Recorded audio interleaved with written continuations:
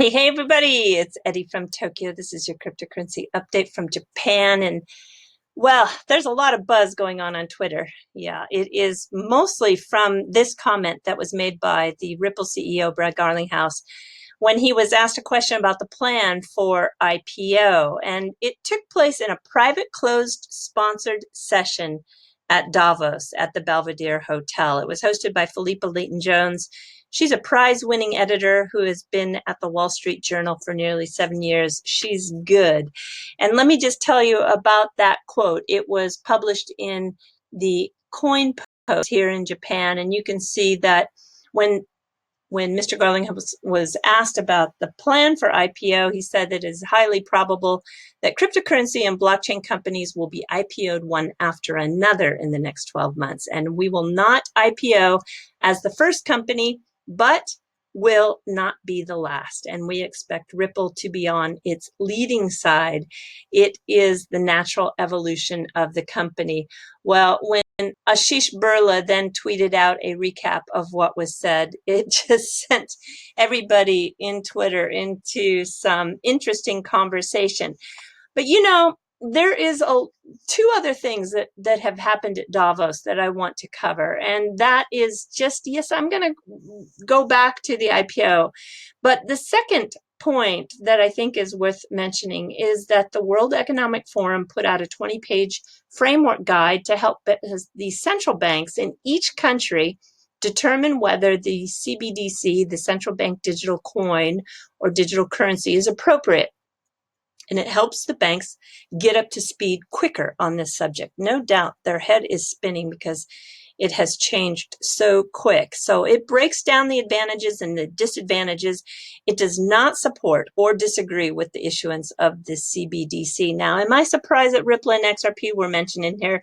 No, I'm not. Of course, they should have been. They are a major player in this space now. So I don't think it means anything, to be honest with you. And the part that I want to say is surprising is that on the first day, the U.S. Treasury Secretary acknowledged the demand for faster cross-border payment solutions and said that the U.S. will support companies like Ripple offering such services. This surprised me. So now central bankers are suddenly in love with blockchain, and there were many people from the space there at Davos. The Facebook, David Marcus, he's part of the Calibra project. He was there. Huobi was there. They're the Chinese-born crypto exchange. Telegram's Pavel is there. BitPesa, the CEO, Elizabeth, she's there. Even Monero's Fluffy Pony, the anonymous coin. Fluffy Pony was in a panel. The Consensus founder could be seen among the crowd. And this was really surprising. The privacy-minded CEO of NIM, they are a technology leader that received funding from Binance, nonetheless, that makes software that can be applied to crypto wallets to mask the IP addresses. Wow, I was so surprised because it is a kind of dark wallet project. Well, I think that one little bit of information I don't want to go uncovered, and that is Goldman Sachs said that it won't take any companies public without at least one diverse director, and that they thought that they should have gone further. Yeah, I'm really happy to see this. In fact, Iyosa said in his speech or his presentation that they might even go as far as requiring two diverse directors. Wow. So interesting, huh? All right. Staying with the IPO, Ripple might surprisingly be better off to stay in a pre-IPO phase for a while.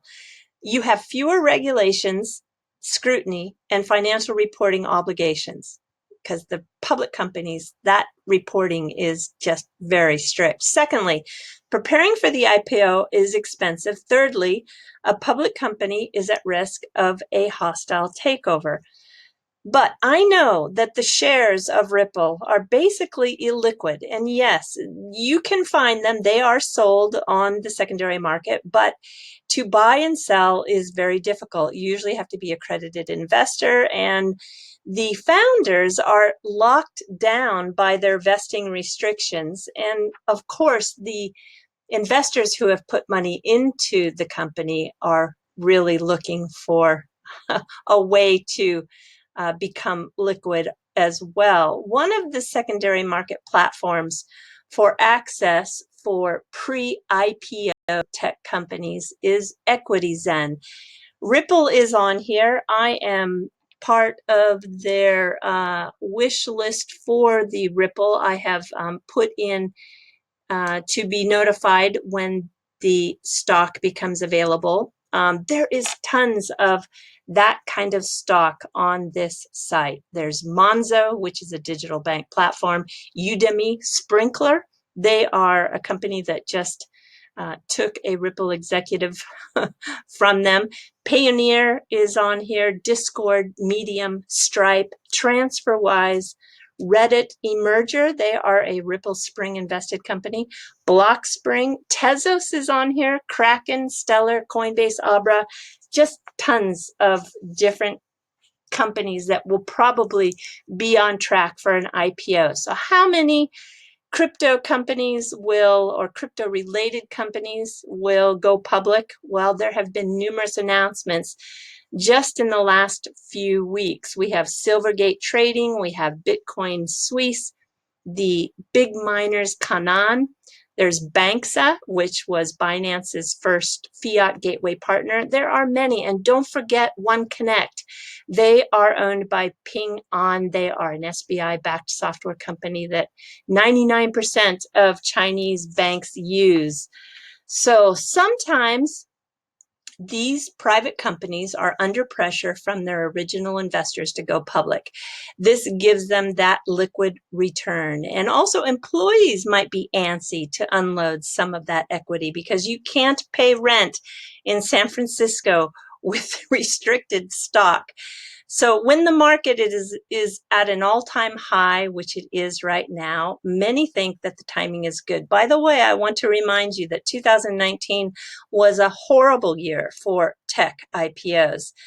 The IPO process in preparation usually takes 4 to 6 months, and it's not a fun process. It's very grueling. The company has to decide on an investment bank, and they will often file for a confidential document to start. That is like an IPO prospectus, which is with the SEC. And eventually, after a number of rounds with the SEC, the document becomes public. And then the company goes on a roadshow. And that prospectus is like a resume, and the roadshow is like an interview. So do you think Ripple has gone on that roadshow yet? Not yet. I don't think so. I think that we will know when that roadshow begins. So the demand is tested, okay? And that demand is with the investment community, and they are trying to get a feel for that demand so that they can set a price. The price and the amount of stock is determined at the end of the roadshow.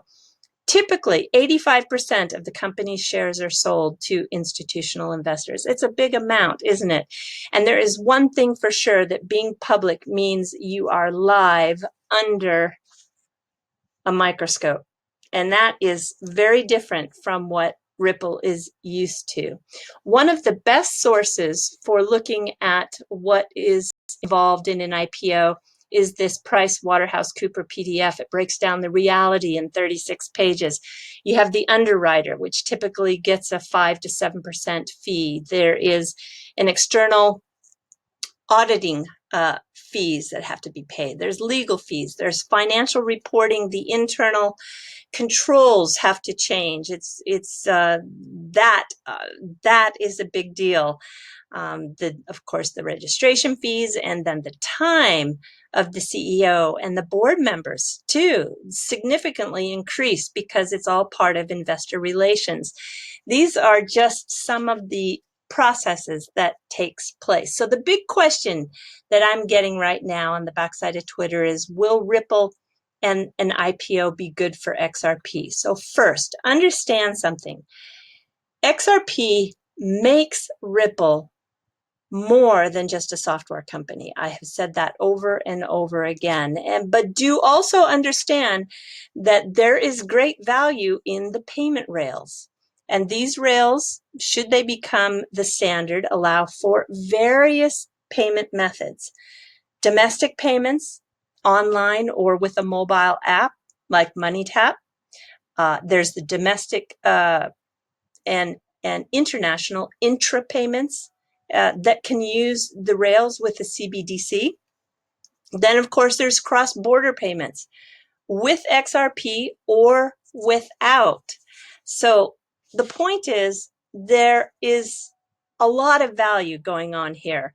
Of course, XRP holders are focusing on the use case with XRP. That is why I pointed out in my last video that BitCub, the new official exchange to Ripple, fits into why we should pay attention to this presentation that became public on January 17th.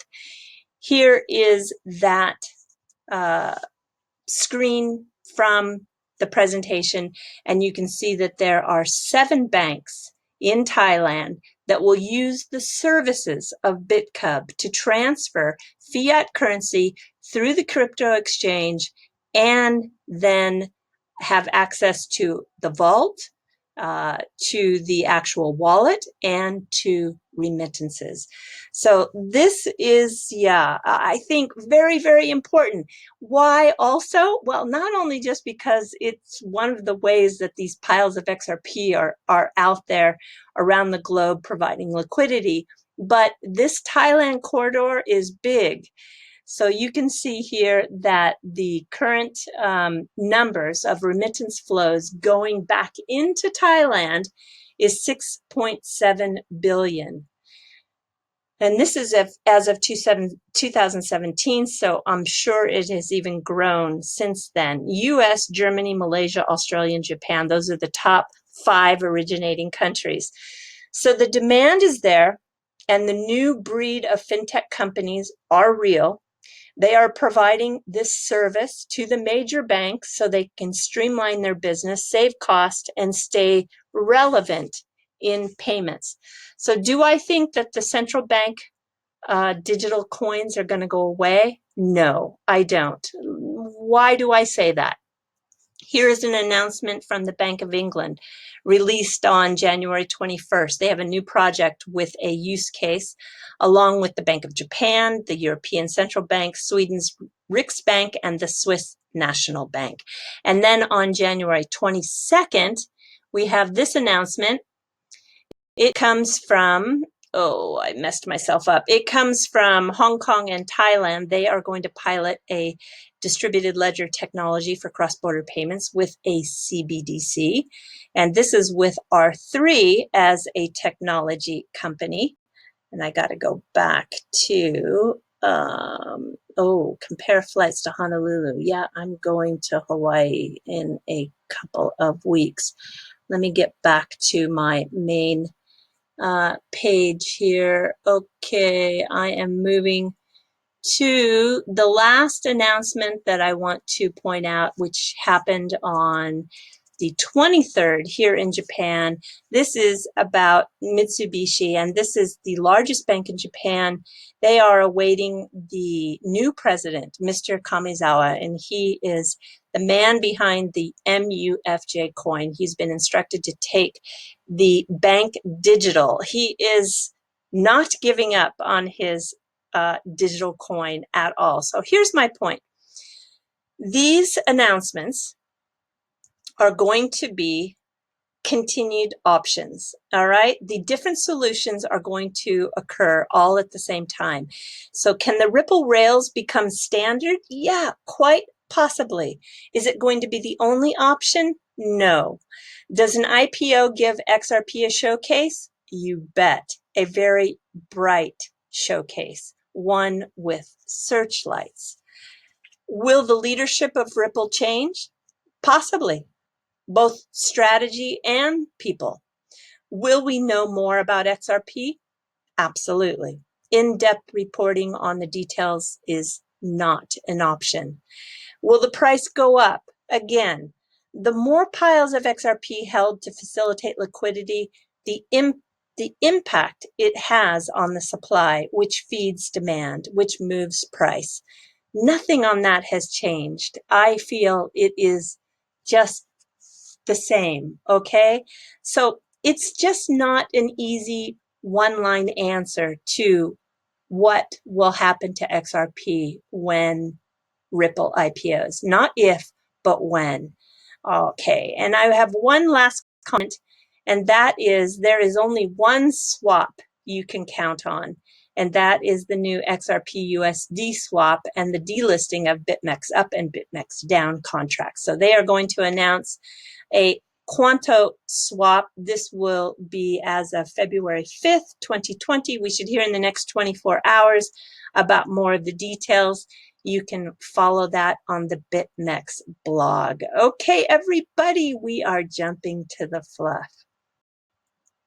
This is in Hokkaido. This is the northern large island in Japan, and it is the Hoshino chain resort called Tomaru. And it's just really very, very, very nice, especially if you are into skiing and snowboarding. Every room is a resort type layout that is in the form of a suite, and they create an ice village that appears in the town, and it's very, very, very fun. This has an ice bar, a cafe. It also has a musical concert where all the instruments are made of ice. It even has an ice church.